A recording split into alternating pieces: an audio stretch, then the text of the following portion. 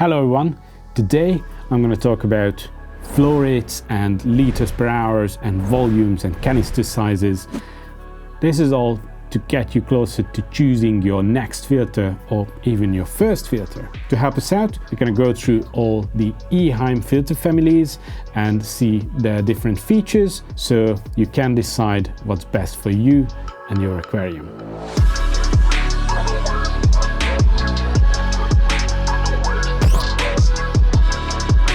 Now let's start with all the weird numbers. What are the actual aspects of external filters that are important in, well, choosing your filter? First, decide which family of filters is the best for you or what you like the most based on the features. Then we come to the correct size of that filter. We look at Waterflow. You should have 5 to 10 times of rotation of the complete volume of your tank per hour.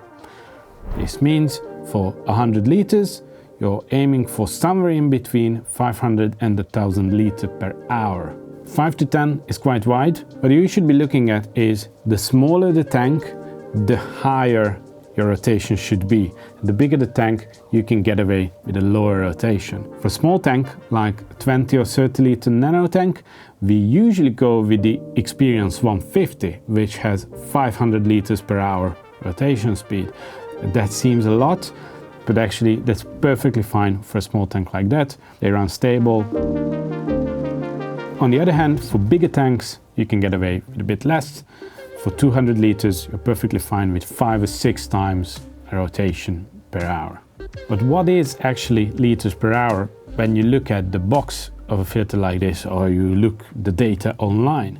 It's important to understand that the numbers that the brands put out in all their official information is the liter per hour numbers of the pump that is inside your filter. So if you put your filter under your tank, you have a height to lift, you have filter media that actually restricts the water flow, and the pump is installed inside the filter. All that will make your liters per hour number less than what is written on the box, and that's perfectly normal. But when you're choosing, you are aiming for the number listed on the product. So you're never going to have 1000 liters per hour with a filter that says 1000 liters per hour on the box. Don't even worry about it. The next thing we look at is filter media capacity or canister volume. The two things are in connection. Sometimes you can only get information about one of them, but we have a mathematical solution for both. This is gonna be a bit tricky. Now, the filter media capacity should be about 3-4% of your tank volume. That means for 200 liters of aquarium, you need about 6 liters of biological media. What if you don't know how much filter media you can fit, but you always know by the factory information the canister size? Well, in that case, we aim to 4 to 6%. That should give you the 3 to 4% room for the biomedia. For example, the Professionel 4600 has a 9.2 liter canister, which is, well, 4.6% of the 200 liters. And it fits 6.5 liters filter media, which is 3.2% of the 200 liters volume. Just like with the flow rate, the ratios can change depending on the actual size of the tank. So for smaller aquariums, we usually end up having a lot more filter media in the ratio, and with bigger tanks, you can get away with a bit less. We often use 2 or 3 liters of biomedia for a 20 liter Nano tank, and it's perfectly fine. Now, we always say you can't overfilter your aquarium. Obviously, word by word, you can. If you put an Eheim 1200 XL on a 20 liter tank, probably most of your water is going to end up outside of the tank because the pump is so powerful that even if you reduce it to 50%, it's just going to go out. But if we are looking at the, well, normal rates where you can choose a filter, you can go a lot bigger than these numbers suggest.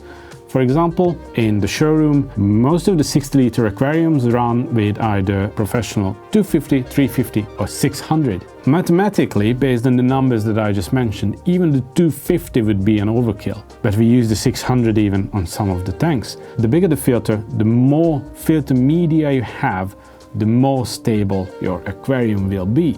And well, of course, in the showroom, where everything has to look nice all the time, we want to leave some room for error. And this is where a big filter helps you out. If you go a bit over the top, it's not that big of an issue if you skip a water change, for example. So that room for error is what you get with a bigger filter. Eheim has been in the aquarium business for a long time. And the very first external filter was the Classic series. It's been introduced in 1963 and it's still available on the market. I didn't look this up, so I'm not 100% sure that it's the very same product, but it's been on the market for over 60 years and the basic idea hasn't changed. And still a lot of people love this filter. Don't quote me on this, but if I remember correctly, both Josh Sim and Luca Galarraga mentioned that they use Eheim Classics on their Aquascapes, on the contest tanks actually. Its strength is simplicity. The fewer parts, the less possibility for issues. It's the same as with old cars. Some people love the new tech and the very new features. Some people prefer it to keep as simple as possible, and that's what the Classic is for. And actually, now there's a new one, it's been available for a few months now, the Classic Vario Plus E250, which has new features like Wi-Fi connection and adjustable power. I'm actually going to mention these features later on another family of Eheim filters, but it's already available in the Classic series as well. Next on our list is the Ecco Pro series. I think this is the most overlooked family of Eheim filters, at least with the customers. This is the one that gets mentioned the least, and it's, I think, a very good filter. Actually, my very first filter was an Ecco Pro 300. This looks a bit similar to a Classic with a few more advanced features that are normal now. This has been introduced in the early 2000s. It still has the round footprint, just like the Classic, but the inlet has been moved onto the top of the filter instead of the bottom. And it actually has adjustable taps where you can adjust the water flow. And this is basically the first version of a built-in hose adapter, not the same as with the newer ones where you can actually unplug it, but it has something like a double tap built onto the top of the filter, and this was very new back then. Also, these filters already have a priming solution, which was very new to get the water filled into your filter when starting it out. It doesn't have the pump system that the modern filters have, but there's a big latch on top which closes the filter, and as you slowly start to open it, it creates vacuum inside and water starts flowing in. It's actually very clever. As the name suggests, its strong point is power consumption and power efficiency. These filters have a lower consumption than other filters with the same flow rate. Next one on our list is the Eheim Experience family.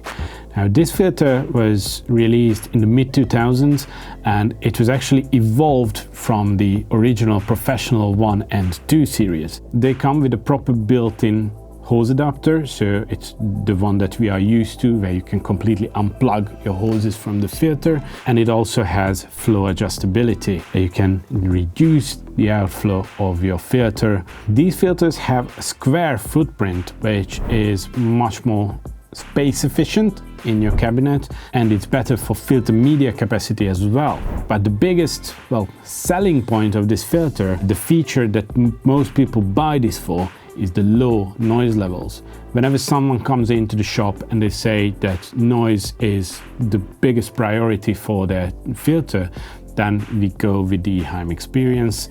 This filter is famous for this.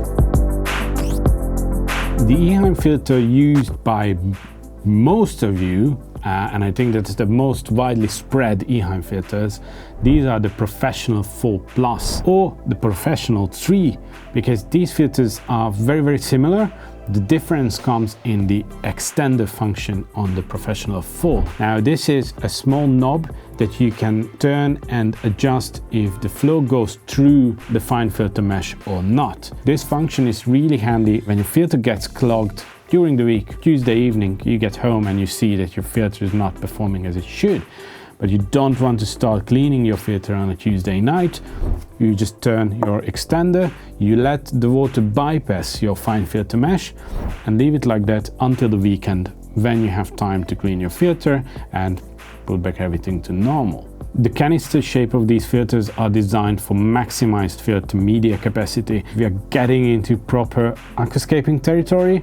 Back in the day, filter media capacity wasn't such a big thing as it is now. Of course, today we know how important it is, especially in our own hobby, so these filters are perfect for that. The Professionel 3 and 4 also come with a more advanced hose adapter, where you only have just one lever to adjust your water flow and to close the adapter to take it out, instead of having two separate ones, where you could accidentally reduce the inflow of your filter, which you don't want to do, because if you reduce your inflow more than your outflow, that actually hurts the pump of the filter. But if you adjust them together precisely, which you can do with one lever, or you adjust the output only, that's perfectly fine, up to about 50%. If you overdo it, your filter is gonna let you know because it starts making noises. These also have a very durable priming system, the one most of you know. With the push of a button you can start water flowing from your tank into your filter, and as soon as it's filled up you just plug it in and it goes. The Professionel filters are also available in thermo versions with built-in heaters, so you don't need to have a heater inside your tank or installed onto your filter hoses. The filter itself takes care of it if you need that. And now comes the Professionel 3. And why does it come after the 4? Well, from Professionel 3 lineup, most of them have been evolved into the Professionel 4 or later on the Professionel 5. But there is one or two filters that are still running the Professionel 3 name, and these are the 1200 XL and XLT, so the same filter in normal and thermo versions, and these are what run most of our gallery tanks, at least the big ones. Some of these filters have been working at Green Aqua for longer than me, which is over 10 years. Obviously, from time to time we need to replace some parts, and that's one of the best things about Eheim, that all the very small bits are available separately, so you can fix your filter if anything was to go wrong. But having these running for over 10 years, I think it proves that there's not much to worry about with an Eheim filter. And we have arrived to the top of the line with the Professionel 5E series. The E stands for electric. These filters have the most advanced features like Wi-Fi connection and pump adjustability. So as I mentioned before with the other filters, you can adjust the flow on most of them, but that's a physical adjustment of the diameter of the hose where the water goes through. That's it. Your pump is still running at the same speed, which can put some pressure on it, and that's why it's important that there is just a certain amount that you can actually adjust the flow. With the new ones, you can actually adjust the speed of your pump, and that doesn't just adjust your flow, it also adjusts power consumption. Obviously, if you reduce your flow, your power consumption is going to be lower as well. But this shouldn't be the priority of setting your flow, it should be what's best for the tank, but it's a neat feature as well. It also comes with stuff like automatic priming and notifications for maintenance requirements and stuff like that. We have a separate video about the whole Eheim digital lineup where I talk about these features in detail. Go check that out if you're interested. I hope this video helps to clear up some of the confusion and it makes it easier for you to choose your next filter or even your first filter. I hope you liked it. If you have any more questions, let us know in the comments below, and see you next time. Goodbye.